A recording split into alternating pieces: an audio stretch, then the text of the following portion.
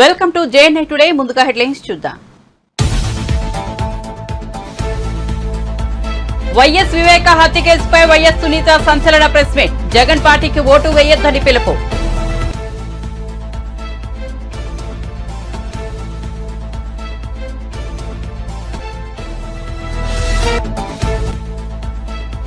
BRS నేతలు చలో Medigadda barrage లో చిన్న సమస్యను పెద్దది చేసి చూపిస్తున్నారన్న కేటీఆర్. వెంటనే దిద్దుబాటు చర్యలు చేపట్టాలని డిమాండ్.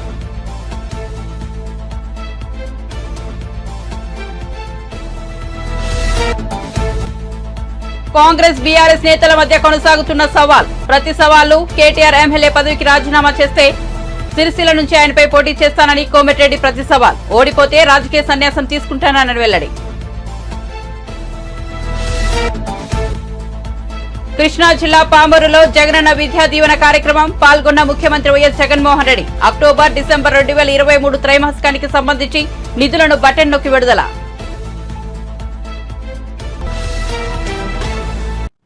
ఇక వార్త వివరాల్లోకి వెళ్తే జగనన్న విద్యా దీవెన పథకం అక్టోబర్ డిసెంబర్ 2023 త్రైమాసికం నిధులను ఏపీ ముఖ్యమంత్రి జగన్ విడుదల చేశారు. కృష్ణా జిల్లా పామరులో జరిగిన కార్యక్రమంలో సీఎం జగన్ బటన్ నొక్కి నిధులు విడుదల చేశారు. రాష్ట్ర వ్యాప్తంగా చదువుకుంటున్న 9.45 లక్షల మంది పిల్లల్లో 93% మంది విద్యా దీవెన పథకం ద్వారా లబ్ధి పొందుతున్నారని సీఎం జగన్ వివరించారు.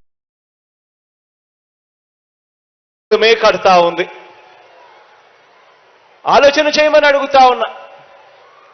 గతానికి ఇప్పటికీ మధ్య ఒక చిన్న తేడా కూడా ఇక్కడ చెబుతా. మనం అధికారంలోకి వచ్చిన తర్వాత ఇంకా ఎక్కువ మంది పిల్లలకు చదివించాలి, ఇంకా ఎక్కువ మంది పిల్లలు బాగుపడాలి, ఏ పేదవాడు కూడా అప్పుల పాలయ్యే పరిస్థితి రాకూడదు చదువుల కోసం, తన పిల్లల చదువుల కోసమని మనం వచ్చిన తర్వాత అర్హత ప్రమాణాలను పెంచాం. అంటే ఇన్కమ్ లిమిట్స్ ను పెంచాం. గతంలో ₹1,00,000 మాత్రమే పరిమితమైన ఇన్కమ్ లిమిట్ ను ఎస్సీలకైతే 2 లక్షల దాకా పరిమితమై ఉన్న ఇన్కమ్ లిమిట్ ను మిగతా వాళ్ళకైతే 2 లక్షల దాకా, మిగతా వాళ్ళకైతే 1,00,000 దాకే పరిమితమై ఉన్న ఈ ఇన్కమ్ లిమిట్ ను మనం వచ్చిన తర్వాత ఏకంగా 2.5 లక్షల దాకా పెంచి వీలైనంత ఎక్కువ మందిని కూడా తీసుకొచ్చే కార్యక్రమం చేస్తూ అక్షరాల అలా తీసుకువచ్చి ఈరోజు 93% మందికి ఈరోజు జగనన్న విద్యా దీవెన, జగనన్న వసతి దీవెన ద్వారా ఈరోజు మంచి చేయగలుగుతా ఉన్నాము అని చెప్పడానికి గర్వపడతా ఉన్నాం. ఫీజులు కూడా గతంలో మాదిరిగా ఇంతే కడతాము, ఇంతకన్నా ఇక ఎక్కువ మేము కట్టము, ఇంతకన్నా ఎక్కువ కట్టాల్సి వస్తే మీ ఆస్తులు మీరు అమ్ముకోండి, మీ చావు మీరు చావండి అనే విధానానికి కూడా పూర్తిగా స్వస్తి పలుకుతూ తల్లిదండ్రులు ఎలాంటి ఇబ్బందులు కూడా పడకుండా పిల్లల చదువుల కోసం ఏ తల్లి తండ్రి కూడా ఇబ్బందులనే రాకుండా ఆ పిల్లలకు అయ్యే పూర్తి ఫీజులు కట్టే కార్యక్రమాన్ని కూడా భుజస్కంధాల మీద వేసుకున్నాం. పిల్లలు ఇబ్బంది పడకూడదు అని ఏ త్రైమాసికం అయిపోయిన వెంటనే, ఆ త్రైమాసికం అయిపోయిన వెంటనే ఆ పిల్లలందరికీ కూడా ఆ తల్లుల ఖాతాల్లోకి నేరుగా జమ చేస్తూ ఫీజులు ఇస్తూ ఆ తల్లుల చేతనే కాలేజీల్లో ఫీజులు కట్టించే ఒక గొప్ప సాంప్రదాయానికి కూడా నాంది పలికే. ఇలా పిల్లలకు ఫీజులు కట్టించే, పూర్తి ఫీజులు చెల్లించే విద్యా దీవెనే కాకుండా ఆ పిల్లలు ఇబ్బంది పడకూడదు, ఉట్టి ఫీజులే సరిపోవు, వాళ్ళ బోర్డింగ్ అండ్ లాడ్జింగ్ ఖర్చుల కోసం కూడా ఆ పిల్లలు ఇబ్బంది పడే పరిస్థితి రాకూడదు అని జగనన్న వసతి దీవెన అనే కార్యక్రమాన్ని కూడా తీసుకొచ్చి ఆ ప్రతి పాపకు, ఆ ప్రతి బాబుకు, ఆ తల్లిదండ్రులకు మంచి చేసే ఒక గొప్ప కార్యక్రమానికి శ్రీకారం చుట్టాం. 57 నెలలుగా ఈ కార్యక్రమాన్ని జరిగిస్తా ఉన్నాం. ఈరోజు గత త్రైమాసికానికి అంటే అక్టోబరు, నవంబరు, డిసెంబర్ త్రైమాసికానికి సంబంధించి ఆ 3 నెలల కాలానికి సంబంధించి ఆ పిల్లలకు ఖర్చయ్యే పూర్తి ఫీజు రీయింబర్స్మెంట్ను 9,45,000 మంది విద్యార్థులకు మేలు చేస్తూ నేడు ఈ కార్యక్రమం అయిపోయిన వెంటనే నేరుగా బటన్ నొక్కి ఆ పిల్లల, ఆ తల్లుల, వీరిద్దరి జాయింట్ అకౌంట్కు ఏకంగా 708 కోట్ల రూపాయలు నేరుగా పంపించడం జరుగుతుంది. ఈ కార్యక్రమం అయిపోయిన వెంటనే పాలిటిక్స్ లో హత్య రాజకీయాలు ఉండకూడదని దివంగత వైఎస్ వివేకానందరెడ్డి కూతురు వైఎస్ సునీత అన్నారు. తాను ఎక్కడికి వెళ్లినా వివేక హత్య కేసు గురించి అడుగుతున్నారని చెప్పారు. తన తండ్రి హత్య కేసు దర్యాప్తు ఏళ్ల తరబడి కొనసాగుతోందని ఆవేదన వ్యక్తం చేశారు. ఈ కేసులో తాను చేస్తున్న పోరాటంలో తనకు అండగా నిలిచిన టీడీపీ అధినేత చంద్రబాబు, జనసేనాని పవన్ కళ్యాణ్, ఎంపీ రఘురామకృష్ణరాజుకు ధన్యవాదాలు తెలుపుతున్నారని చెప్పారు. తనకు మద్దతుగా నిలిచిన అందరికీ ధన్యవాదాలు తెలుపుతున్నారని అన్నారు. ఢిల్లీలో మీడియాతో మాట్లాడుతూ ఆమె వ్యాఖ్యలు చేశారు. ఈ కేసులో నిందితులుగా ఉన్న వైఎస్ అవినాష్ రెడ్డి, భాస్కర్ రెడ్డిలను కాపాడే ప్రయత్నం చేస్తున్నారని విమర్శించారు. సిబిఐ సరిగ్గా విచారణ జరపాలని, కానీ ఆ పని చేయడం లేదని, వారిపై ఏ ప్రెజర్ ఉందో తనకు తెలియదని చెప్పారు. ట్రయల్ జరిగితేనే హంతకులకు శిక్ష పడుతుందని తెలిపారు. అవినాష్, భాస్కర్ రెడ్డిలు తప్పు చేయకపోతే నిర్దోషులుగా విడుదల చేయాలని, తప్పు చేస్తే వారిని శిక్షించాలని ఆమె పేర్కొన్నారు.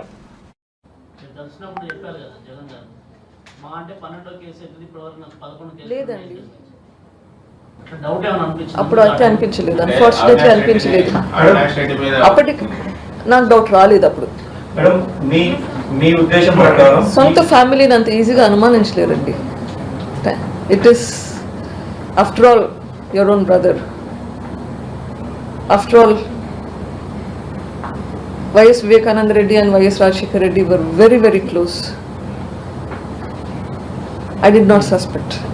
ఇప్పటికైనా ఏమైనా క్లారిటీ వచ్చిందా మ్యామ్? అవినాష్ రెడ్డిని జగన్మోహన్ రెడ్డి ఎందుకు కాపాడుతున్నారు? I want answers to those questions. అంటే మీకు ఇంకా తెలియదు. ప్రూఫ్ లేనిది నేను మాట్లాడకూడదండి. మీ ఉద్దేశం ప్రకారం ఇప్పుడు కేసు ఇన్వెస్టిగేషన్ జరగటము, కోర్టు నుంచి రావటము, ఆ తర్వాత సిబిఐ ఇన్వెస్టిగేషన్ జరగటం, మధ్యలో ఆగిపోవడం, ఈ మొత్తం వ్యవహారంలో కాన్స్పిరేటర్స్ గా ఎవరని మీరు భావిస్తారు? ఎవరున్నారని మీ ఆలోచన?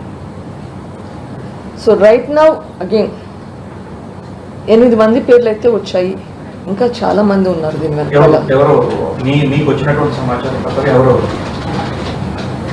ఇన్వెస్టిగేషన్ ఇంకా కంప్లీట్ కాలేదు కాబట్టి నా నోటితో నేను చెప్పకూడదు. నా అనుమానాలన్నీ నేను సిబిఐ వాళ్ళకి చెప్పాను.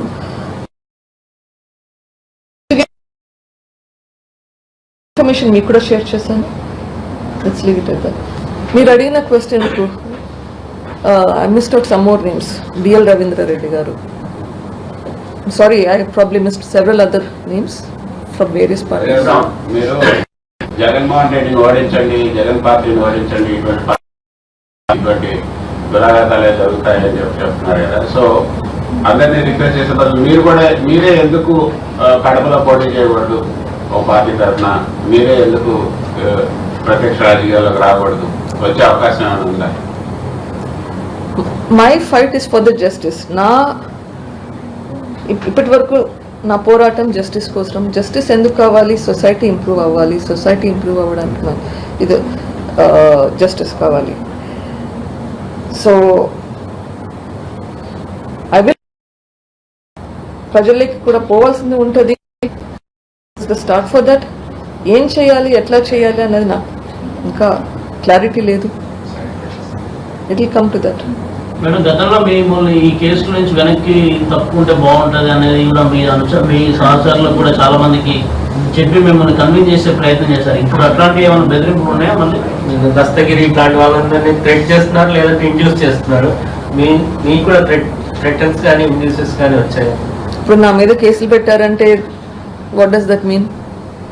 రాష్ట్ర ప్రభుత్వంలో ఉన్నది మీ బ్రదర్గా మేడం. మీరేమో అనుమానం వ్యక్తం చేయలేని పరిస్థితి, నేను కరెక్ట్ వాళ్ళని చెప్పలేని పరిస్థితి అని చెప్తున్నాను. కానీ ప్రొటెక్షన్ చేస్తుంది కూడా ఇంకో బ్రదరే కదా మేడం, ఇంకో మీ బ్రదర్ని కూడా. కరెక్ట్.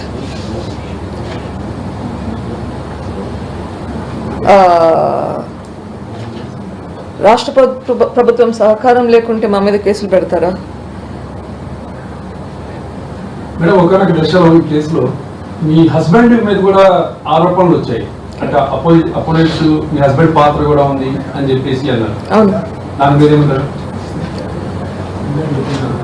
ఈ మాట ఎప్పుడు వచ్చినా కానీ నాది ఒకే ఆన్సర్ అండి. Nobody is beyond suspicion including me. ప్రతి ఒక్కరిని ఇన్వెస్టిగేట్ చేయాల్సిందే. సిబిఐ నన్ను క్వశ్చన్ చేసినప్పుడు నన్ను సస్పెక్ట్ గానే క్వశ్చన్ చేసింది. సో నన్ను కూడా ఇన్వెస్టిగేట్ చేశారు, మా హస్బెండ్ని కూడా ఇన్వెస్టిగేట్ చేశారు. We are not beyond, there is nothing like a golden crown sitting on top of our head that we are holier than thou. We are all suspects. Yes, that is why a proper investigation has to be done. Investigation చేశారు, ఇన్వెస్టిగేషన్లో వీళ్ళు కాదు వీళ్ళు అని చెప్పారు. అది ట్రయల్కి వెళ్ళాలి, conviction రావాలి. ఆ కన్విక్షన్ వస్తే కదా మనకి ప్రూఫ్ వచ్చేది. కావాలి, ట్రయల్ కావాలి. ట్రయల్ రానే ఈ 11 కేసులు 12 సంవత్సరాలుగా ట్రయలే మొదలు పెట్టలేదు. అట్లా స్టేట్లకి ఇది పోకూడదు. ఇప్పుడు ఏమైతుంది, తన తండ్రి వివేక హత్య కేసులో సీఎం జగన్ ను కూడా విచారించాలని, విజయసాయిరెడ్డిని ప్రశ్నించాలని డాక్టర్ సునీతారెడ్డి ఢిల్లీలో మీడియా ఎదుట పేర్కొన్నారు. అవినాష్ రెడ్డికి ఎట్టి పరిస్థితుల్లోనూ శిక్ష పడాల్సిందేనని అన్నారు. జగన్ పార్టీకి ఓటేయొద్దని పిలుపునిచ్చారు. దీనిపై ఏపీ ప్రభుత్వ సలహాదారు సజ్జల రామకృష్ణారెడ్డి స్పందించారు. ఇవాళ్టితో సునీత ముసుగు తొలగిపోయిందని, ఆమె ఎవరు ప్రతినిధో నేటితో స్పష్టమైందని అన్నారు. సునీత ఎవరికి కృతజ్ఞతలు చెప్పారో అందరూ చూశారని, చంద్రబాబు చేతిలో సునీత కీలుబొమ్మలా మారిందని సజ్జల విమర్శించారు. నాడు వివేక హత్య జరిగినప్పుడు ముఖ్యమంత్రిగా ఉన్నది చంద్రబాబునని, ఇది 4-5 రోజుల్లో తేలిపోవాల్సిన కేసు అంటున్నప్పుడు సునీత ప్రశ్నించాల్సింది చంద్రబాబునే కదా అని సజ్జల వ్యాఖ్యానించారు. తండ్రిని అంతమందించిన వ్యక్తిని సునీత హక్కును చేర్చుకుంటున్నారని, ఇదంతా రాజకీయ కుట్ర కాదా అని ప్రశ్నించారు. అయితే ఏదైతే వేసుకొని నడుస్తున్నదో అది తీసేసారు. మేము ముందు నుంచి ఏం చెప్తున్నామో, ఎవరు నడుపుతున్నారో ఇదంతా, ఆమె ఎవరి చేతిలో పావుగా ఉన్నారో, ఏ చంద్రబాబు నాయుడు గారి చేతిలో పావుగా ఉండి ఎట్లా ఆడుతున్నారో అదంతా నిజమని చెప్పి ఆమె ఈరోజు వాళ్ళకి థ్యాంక్స్ చెప్పడం ద్వారా, అలాగే జగన్మోహన్ రెడ్డి గారి మీద విషం కక్కడం ద్వారా, అవినాష్ గారి మీద జగన్మోహన్ రెడ్డి గారి మీద విషం కక్కడం ద్వారా తను ఎవరికి ప్రాతినిధ్యం వహిస్తున్నారో, ఎవరు ప్రతినిధిగా మాట్లాడుతున్నారో, ఎవరు ప్రతినిధిగా ఇన్నాళ్ళు తప్పుడు ఇవి చేసుకుంటూ కేసు బిల్డ్ చేస్తూ ప్రయత్నం చేస్తూ అదంతా ఈరోజు బయటపడి, ఇంకా అంతకంటే వేరే ఆధారం ఏం కావాలి? ఆమె దానికి మాట్లాడిన వాటిలో ఎలాంటి వాస్తవం లేదనడానికి, అవన్నీ చంద్రబాబు పలికించే చిలక పలుకులు అనడానికి ఇంతకంటే ఏం ఆధారం కావాలి? దాని మీద పెద్ద మాట్లాడాల్సి, అది ఆమె సమాధానం చెప్పాలి. 2-3 వాస్తవాలు ఉన్నాయి. ఆమె దాంట్లోనే ఇంకో పాయింట్ ఏదో ఉంది. మన తండ్రి ఎమ్మెల్సీగా ఓడిపోవడానికి కారణం ఏంటి, దానికి వీళ్ళే కారణమని ఆమె ఈరోజు. ఆ రోజు 2017లో ఎమ్మెల్సీ ఎలక్షన్ జరిగినప్పుడు దాదాపు 160 పైగా ఓట్లు ఎక్కువ వైఎస్ఆర్సీపీకి ఉన్నాయి. అంటే సాలిడ్గా కడప జిల్లా స్థానిక సంస్థల కోటా కింద వైఎస్ వివేకానందరెడ్డి గారు కంపింగ్ మెజారిటీతో గెలవడానికి కావాల్సినంత మెజారిటీ ఓట్లు పార్టీకి ఉన్నాయి. అందుకోసమే జగన్మోహన్ రెడ్డి గారు తన చిన్నాన్నను దానికి పోటీ పెట్టారు, పోటీ దించారు. ఓడిపోయే సీటు చంద్రబాబు నాయుడు లాగా పెట్టలే, తన మా సీటు ఏదైందో దానికి తన చిన్నాన్న గారిని పెట్టారు. ఏ చిన్నాన్న గారిని? ఎవరైతే జగన్మోహన్ రెడ్డి గారి తండ్రి చనిపోయిన తర్వాత రాజశేఖర రెడ్డి గారు చనిపోగానే అటువైపు వెళ్ళి జగన్మోహన్ రెడ్డి గారి రాజకీయంగా అంతు చూడాలని పోటీకి దిగారు వివేకానంద రెడ్డి గారు జగన్మోహన్ రెడ్డి గారి తల్లి గారి మీద, విజయమ్మ గారి మీద. ఆయనను దగ్గరికి తీసుకొని ఆయన అలాగే వచ్చి కలిసిపోయారు పార్టీలో. అన్నీ అంతకుముందు ఏమేం చేశారో అవన్నీ పొరపాటు అని గ్రహించారు, ఓపెన్గా చెప్పారు, వచ్చేశారు. అంతే ఇదిగా దగ్గరగా ఈయన తీసుకున్నారు. ఆయన అడగకుండానే ఆయన ఎమ్మెల్సీగా పోటీ పెట్టారు. ఆయన గెలిచి ఉండాలి సునాయాసంగా 160 ఓట్ల మెజారిటీతో, పైచిలకు ఓట్ల మెజారిటీ. అలాంటి వ్యక్తి మీద పోటీ చేసింది టీడీపీ నుంచి ఎవరు? ఈరోజు ఎవరైతే వీళ్ళు థ్యాంక్స్ చెప్తున్నారో ఆ ముఠాకు చెందిన బీటెక్ రవి. అతను గెలిచి తన తండ్రి ఓడిపోయినందుకు కుట్ర అంటూ పన్నితే ఎవరు పన్నిండాలి? బీటెక్ రవి కానీ, లేకపోతే అప్పుడు మా దగ్గర నుంచి ఫిరాయించి అవతల ఉండి మంత్రిగా ఉన్న ఆదినారాయణ రెడ్డి కానీ చేశారు. వాళ్ళను సహజంగానే వాళ్ళకు అవకాశం ఎక్కువ ఉంది వివేకానంద రెడ్డి మీద ఏదన్నా ఇది ఉండడానికి. వివేకానంద రెడ్డి గారికి కోపం ఉంటే వాళ్ళ మీద ఉంది. అందుకోసమే ఆయన ఎన్నికల్లో 2019 ఎన్నికల్లో అవినాష్ రెడ్డి గారి తరఫున అవిశ్రాంతంగా ప్రచారం చేస్తున్నారు. మేడిగడ్డ బ్యారేజీ వద్ద ఏర్పడిన చిన్న సమస్యను చాలా పెద్దది చేసి చూపిస్తున్నారని బీఆర్ఎస్ వర్కింగ్ ప్రెసిడెంట్ కేటీఆర్ మండిపడ్డారు. శుక్రవారం బీఆర్ఎస్ నేతలు చలో మేడిగడ్డ చేపట్టిన విషయం తెలిసిందే. ఈ బ్యారేజీని బీఆర్ఎస్ ఎమ్మెల్యేలు, నిపుణులు, మీడియా పరిశీలించింది. అనంతరం కేటీఆర్ మాట్లాడుతూ మేడిగడ్డ కుంగుబాటుపై నిపుణులతో కమిటీ వేయాలన్నారు. వెంటనే దిద్దుబాటు చర్యలు చేపట్టాలని డిమాండ్ చేశారు. చిన్న సమస్యను భూతత్వంలో చూపించి కాళేశ్వరం ప్రాజెక్టుకే అనవసరంగా కట్టారని చెప్పే ప్రయత్నం చేస్తున్నారని ఆగ్రహం వ్యక్తం చేశారు. కాళేశ్వరం ప్రాజెక్టు కారణంగా ₹1,00,00,000 కోట్ల వృధా అయ్యాయని చెప్పడం విడ్డూరమన్నారు. అధికారులతో, నిపుణులతో కమిటీ వేయండి, రిపోర్ట్ తీసుకోండి, సత్వరమే దిద్దుబాటు చర్యలు చేపట్టి వరద వచ్చే నాటికల్లా బరాజును మళ్లీ సేఫ్ స్టేట్ మా డిమాండ్. రైతుల మీద పగబట్టకండి, రాష్ట్రం మీద పగబట్టకండి. పగబడితే కోపం అంటే రాజకీయంగా మా మీద తెచ్చుకోండి, ఇబ్బంది లేదు. కానీ ఇవాళ 1.6 కిలోమీటర్ బరాజులో 50 మీటర్ల సమస్య ఉంటే అదేదో ఎప్పుడూ జరగదన్నట్టు మాట్లాడడం కరెక్ట్ కాదు. అడెం ప్రాజెక్ట్ ఇదివరకు మీరు కాంగ్రెస్ గవర్నమెంట్ లో ఉన్నప్పుడు కట్టినారు, 2 సార్లు కొట్టుకొని పోయింది. గుండ్లవాగు 2 సార్లు కొట్టుకుపోయింది. ఎన్నో ప్రాజెక్టులు 1-2 కదా చెప్తే సాగర్ లో లీకేజీలు వచ్చినాయి, శ్రీశైలంలో వచ్చినాయి. కానీ మేమన్నాడు రాజకీయంగా మాట్లాడలేదు. కానీ ఈ రోజు ప్రభుత్వానికి కోరేది నిపుణుల సలహాలు తీసుకోండి, పునరుద్ధరించండి, రాజకీయం పని చేయండి. మీరు అధికారంలో ఉన్నారు, దయచేసి దిద్దుబాటు చర్యలు తీసుకొని సత్వరమే రిపేర్ చేయాలని విజ్ఞప్తి. ఇప్పుడు మన ఇరిగేషన్ ఎక్స్పర్ట్స్ కూడా వచ్చినారు, వారిని మాట్లాడాల్సింది. దామోదర్ రెడ్డి గారు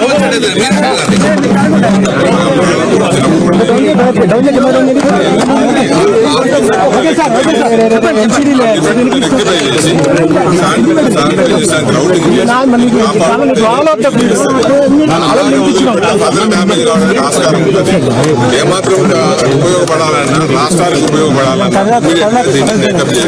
రెస్టోర్ చేయాలి. ఈవెన్ మినిమం డ్రాడౌన్ మెయింటైన్ చేస్తే ఎటువంటి హాని జరగదు. అయితే బ్యారేజ్ గా వాడితే ఇబ్బందులన్నీ తగ్గుతాయి. 93 లెవెల్ మెయింటైన్ చేస్తే సరిపోతుంది. ఒక టీఎంసీ పంపు చేయదలుచుకుని 93 కన్నా తక్కువ కూడా పోవచ్చు.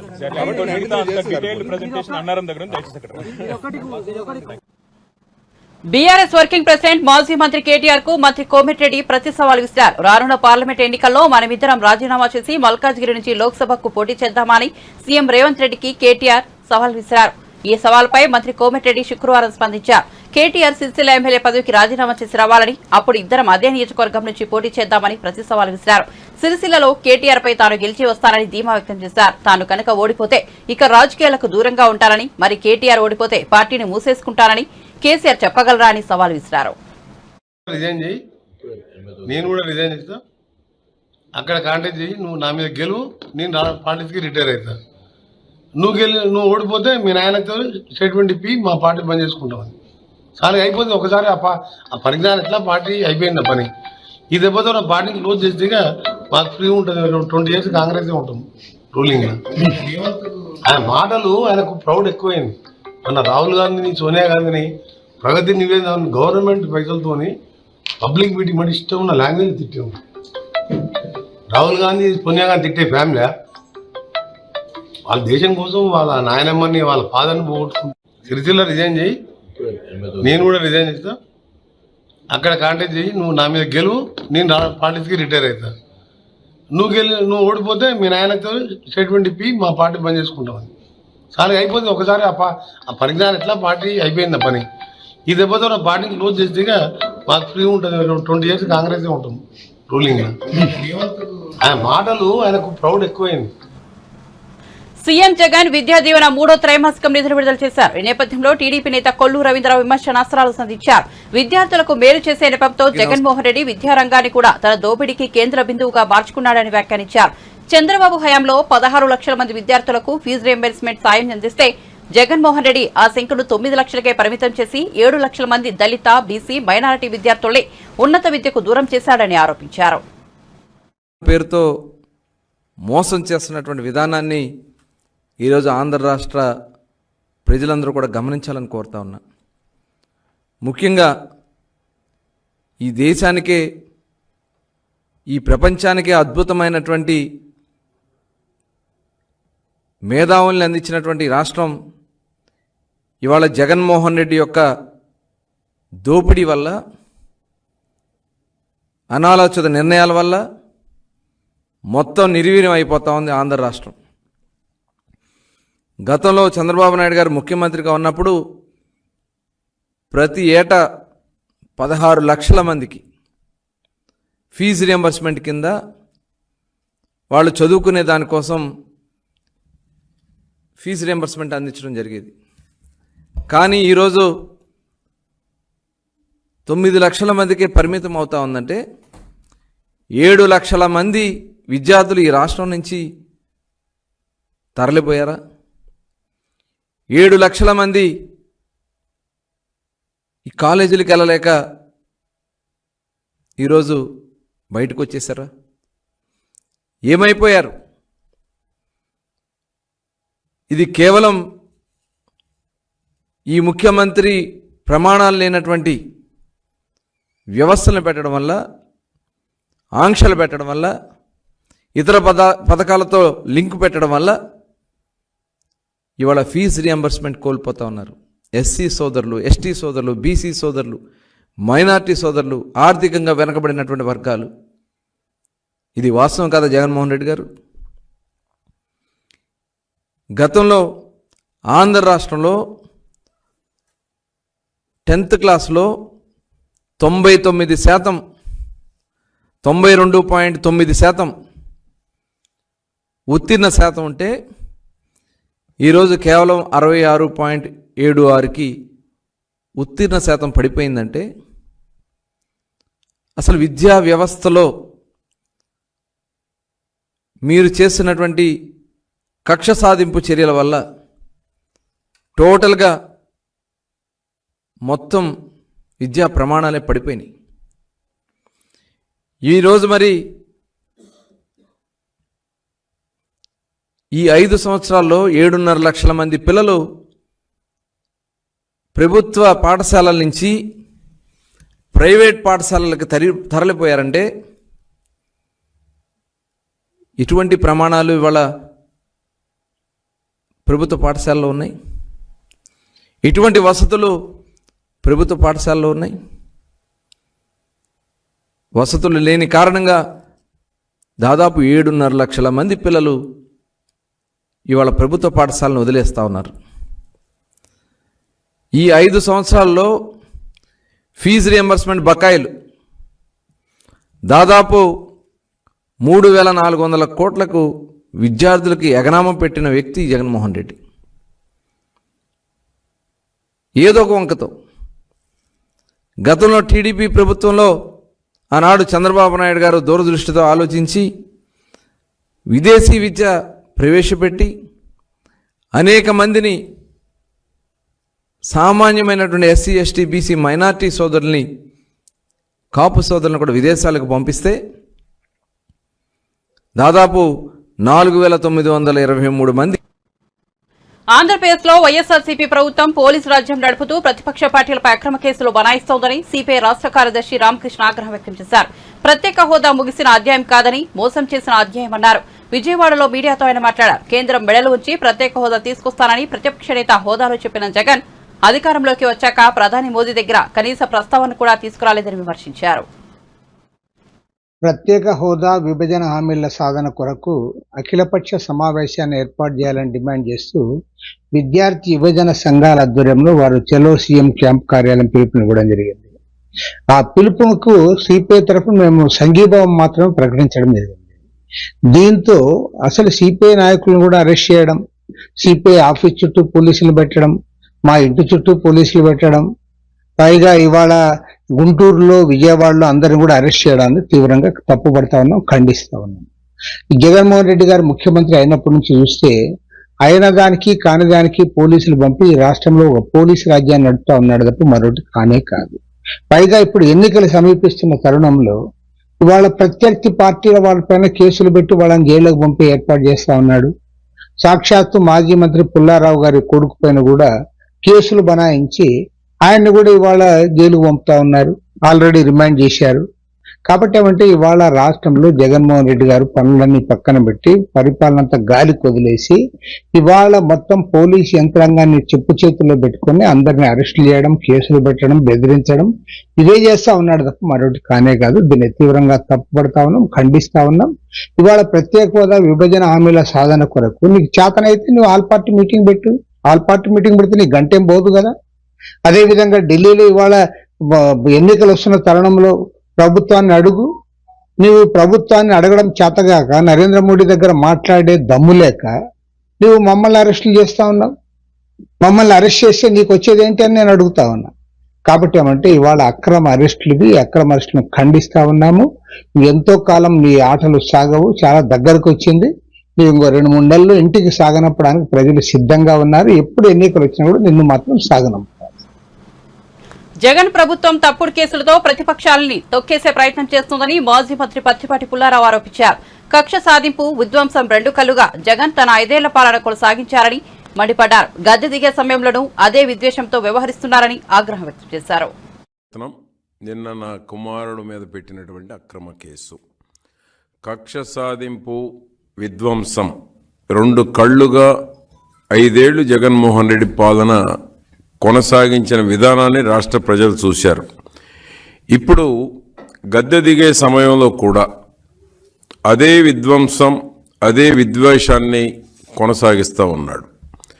నిన్న నా కుమారుడు షరత్తును 16 గంటల పాటు గుర్తు తెలియని ప్రాంతాలలో 6 పోలీస్ స్టేషన్లు తిప్పి రాత్రి 12 గంటలకు ప్రొడ్యూస్ చేయడం జరిగింది న్యాయమూర్తి ముందు. అదేవిధంగా అక్రమ కేసులు పెట్టి అరెస్టు చేశారు. అసలు నా కుమారుడు షరత్తు చేసినటువంటి తప్పేంటి అని నేను ప్రశ్నిస్తూ ఉన్నాను. చిలకలూరుపేటలో 5 సార్లు పోటీ చేశాను, 3 సార్లు గెలిచాను మంచి మెజారిటీతోటి. స్వతంత్ర చరిత్రలో పేటలో ఏ ఒక్కరూ చేయని అభివృద్ధిని చంద్రబాబు నాయుడు గారి నాయకత్వంలో తెలుగుదేశం పార్టీ ఆధ్వర్యంలోనే చేసి చూపించాం.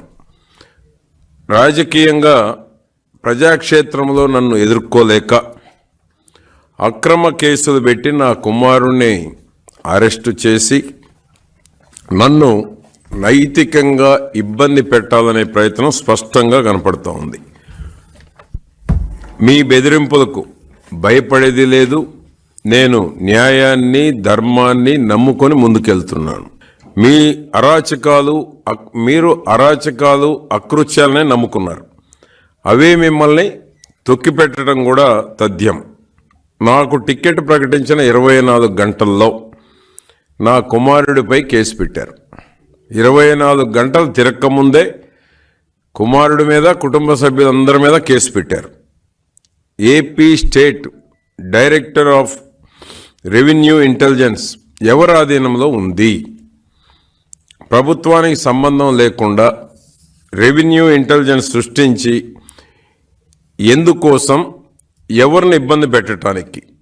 ప్రభుత్వ ప్రేరేపిత ఉగ్రవాదానికి నా కుమారుడిపై పెట్టిన కేసు డిఆర్ఐ వ్యవస్థ రూపకల్పనే సాక్ష్యం. వ్యవస్థలను విచ్ఛిన్నం చేసి తన వికృత చేష్టలకి జగన్మోహన్ రెడ్డి ప్రభుత్వ యంత్రాంగాన్ని వాడుకుంటున్నారు. బులెటిన్ ముగించే ముందు హెడ్లైన్స్ మరోసారి చూద్దాం. వైఎస్ వివేక హత్య కేసుపై వైఎస్ సునీత సంచలన ప్రెస్ మీట్. జగన్ పార్టీకి ఓటు వేయొద్దని పిలుపు.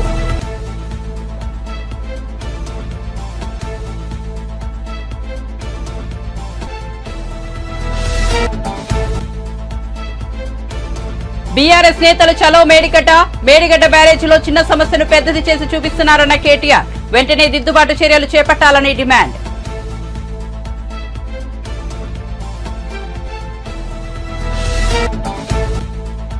కాంగ్రెస్ బీఆర్ఎస్ నేతల మధ్య కొనసాగుతున్న ప్రతి సవాళ్లు. కేటీఆర్ ఎమ్మెల్యే పదవికి రాజీనామా చేస్తే సిరిసిల్ల నుంచి ఆయనపై పోటీ చేస్తానని కోమిటిరెడ్డి ప్రతి సవాల్. ఓడిపోతే రాజకీయ సన్యాసం తీసుకుంటానని వెల్లడి. కృష్ణా జిల్లా పామరులో జగనన్న విద్యా దీవెన కార్యక్రమం పాల్గొన్న ముఖ్యమంత్రి YS Jaganmohan Reddy. October, December 2023 త్రైమాసికానికి సంబంధించి నిధులను బటన్ నొక్కి విడుదల. మరిన్ని అప్డేట్స్ కోసం చూస్తూనే ఉండండి JNI టుడే.